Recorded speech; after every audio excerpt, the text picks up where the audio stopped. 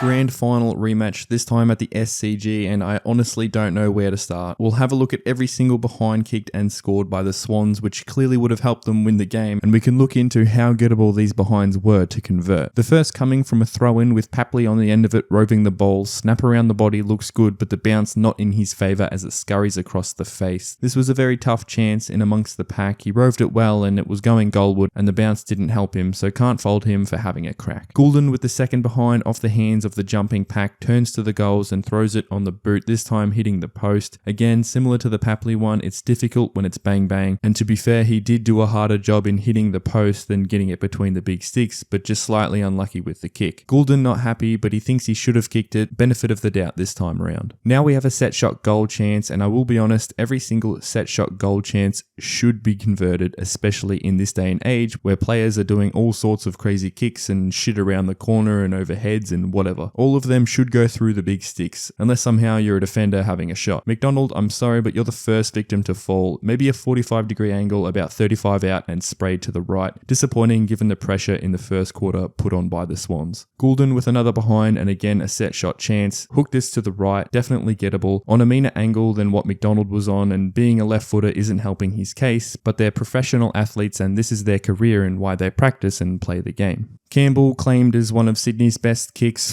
up yet another set shot chance, and all of a sudden 1-5 is looking ugly on the scoreboard, and the Swans players are starting to get into their heads just a little bit. Do we see another behind this quarter? Well, I wouldn't be showing this if you didn't. Campbell again, best kick in the team allegedly, from outside 50, has to really hook this one around the body to get some purchase on it, but too far and through for a behind. A little bit more difficult this one, maybe the top of the square was a better choice, but happy for an attempt. It means they aren't scared to still play their game, and if they were to chip it around, it would ultimately lead to a cough up. We open the second quarter, 7 minutes without a Swans behind is amazing, and they even got themselves a goal. Papley with a chance on his left around the body about 25 metres out, bends it to the square and touch behind is the score. I feel as though it could have very well been a goal and just needed a little bit more out of his legs, but on the left in a tight spot with the defender all over him. Fox with a running attempt towards the goals misses to the left, and I think he should have kicked this on the fact that he had plenty of time to set himself, slow down to kick the ball, but ended up jabbing at it, almost trying to place it into the goals rather than kick through the ball. Disappointing finish in what was a good setup from the Swans.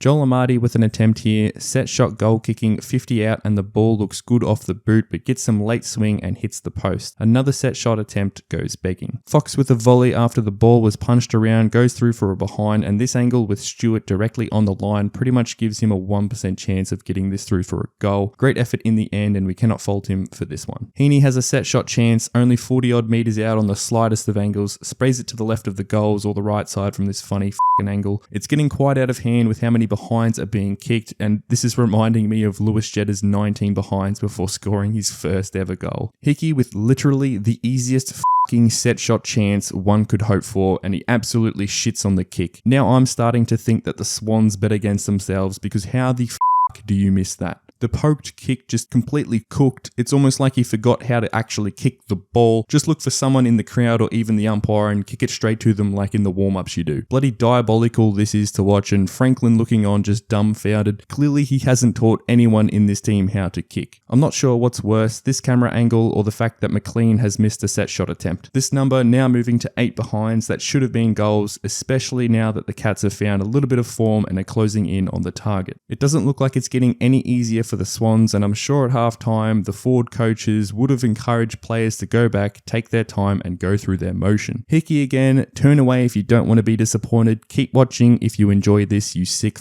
set shot attempt, doesn't kick through the ball, zero confidence in his and the team's kicking ability and slice to the left. Longmire looking on, and I think he doesn't seem to mind this at all, and honestly, I weirdly feel the same. His job isn't to kick the ball for the players, it's his job to ensure it gets down there to score. Of course, goals win the games, but the fact that he isn't losing his mind shows the composure and the confidence he still has in his team. They're still winning possession count, efficiency stats, marks inside 50, and don't forget behinds, but hey, let's Let the players play. I'm in shambles after this one. I'll take back the statement about marks inside 50. Literally the easiest chance you're going to get all night, and McDonald drops this. Look, I'd be scared of Stewart too, but this is an uncontested mark that you've cooked, which, well, I hope to God would have led to a goal. The ball out the back and along the ground, McDonald gets to poke at it like we've seen all night, and it trickles across the goal face as though the ball is taunting the Swans players. Even without the failed mark attempt, along the ground, no goalkeeper, and he almost misses his boot. Definitely should have gone through, which means that the number of behinds have now moved into double digits for what should have been kicked on the night. We'll leave it on this screen for a moment. 3/4 time and the Swans have kicked 5 goals and 14 behinds with a set shot accuracy of 18%. 18%. We've got the green ones being goals, the red ones behinds, and the crosses are complete misses going out on the full, or not even making the distance. Out on the full, it's not even a statistic that the AFL jot down, but maybe after this game they might start thinking about adding it. 4th quarter now and the Swans with another behind, this time rushed through after a big climb from Hayward. Yes, it would have been a great mark by Hayward and probably a behind, but a good effort nonetheless, but the Swans can't do much in terms of this being rushed behind. Scores are now 52-54 Cats way with only 2.5 minutes left. Ball heading in the direction of the Swans forward line. Fox out the back with Henry and Fox gets away, ball in hand, closing on 15 metres, 10 metres, kicks and hits the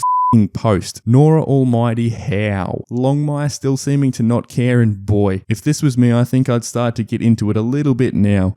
What I said earlier, start yelling at the bastards. Foxy, come on brother, how are you missing this? Shit's almost worse than Hickeys. Something or someone has cursed them after the Eagles' embarrassment last week. Someone must be hitting a voodoo doll every time they go to kick the ball for a goal. 40 seconds left, 1 point ball game, Swans forward line, and yes, after I said Swans forward line, you all dreaded and feared the worst. Ball is knocked around, edging closer to the Swans goals, and Heaney with a half chance picks up the ball and instantly boot to ball, sprays it to the right side, bringing up the final score and behind of the game. Nick Davis, Heaney is not. Honestly, the hardest game to have watched in my life. Play on AFL, things do better with fun and laughter.